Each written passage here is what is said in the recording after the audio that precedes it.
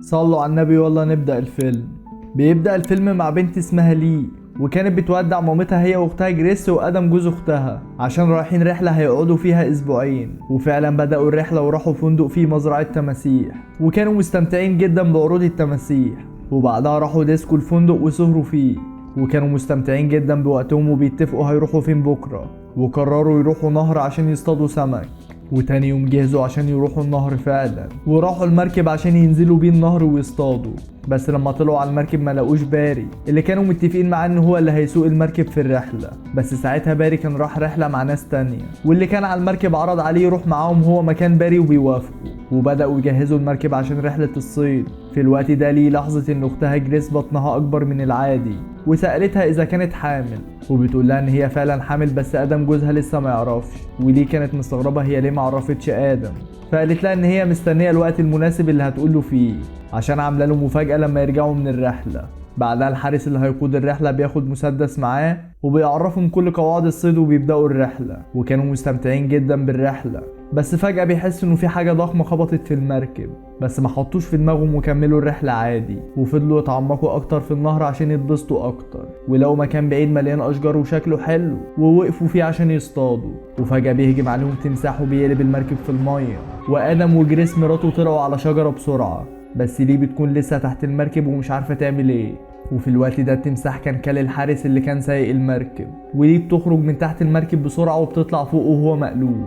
بس التمساح بيهجم على المركب عشان يوقعها في المية تاني، بس معرفش المرة دي، وكان لازم تنزل من المركب وتعوم لحد ما توصل للشجر عشان تطلع فوق وتبقى في امان. بس كانت خايفة جدا تنزل المية. وبعد شوية جالها الشجاعة ونزلت المية وعمت لحد الشجرة وطلعت فعلا، بس كانت اتعورت جامد في رجليها. ودلوقتي هما التلاتة بقوا في امان فوق الشجرة، بس للأسف مش عارفين هيفضلوا كده لحد امتى، لان المكان ده مفيش حد بيجي فيه كتير، ومش هيعرفوا ينزلوا ياخدوا مركب تاني ويمشوا عشان التمساح، ومفيش اي حد غيرهم يعرف ان هما في المكان ده. وكمان في حشرات كتيرة جدا معدية في المكان، ولازم يمشوا في اسرع وقت ممكن. وكمان مفيش ولا اكل ولا شرب معاهم، ولا حتى في شبكة في المكان عشان يتصلوا بحد ينقذهم.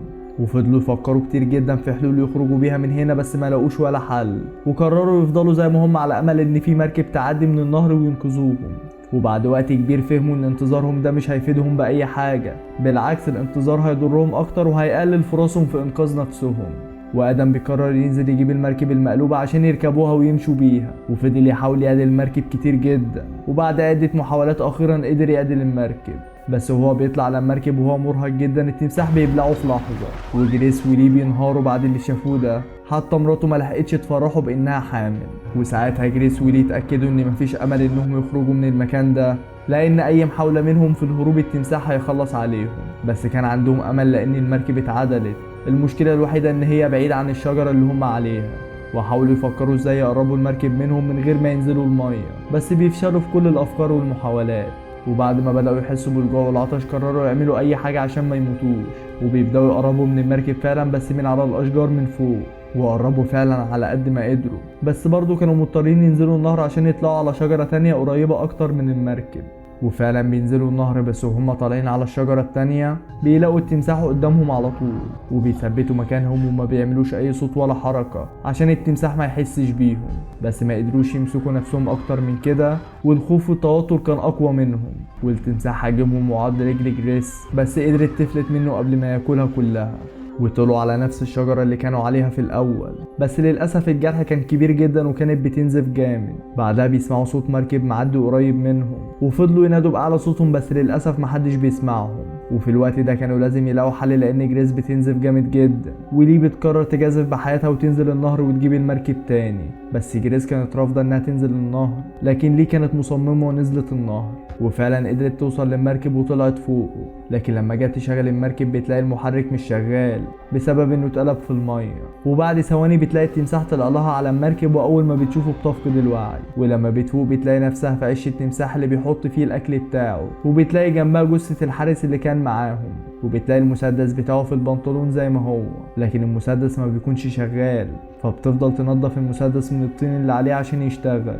بس بتلاقي التمساح قدامها وهي بتنظف المسدس، بس بيغطس وبيختفي من قدامها، وفجأة بيظهر من وراها وكان لسه بيهجم عليها، بس قدرت تموته بالمسدس في آخر لحظة. ورجعت لأختها بسرعة عشان تفرحها، لكن للأسف بتلاقيها ماتت من كتر ما نزفت، وبتاخد جثة اختها وبتحطها في المركب وبتمشي وبيخلص الفيلم. ما تنساش تعمل لايك للفيديو واشتراك في القناة وتكتب لنا عايزنا نلخص فيلم ايه الفيديو الجاي.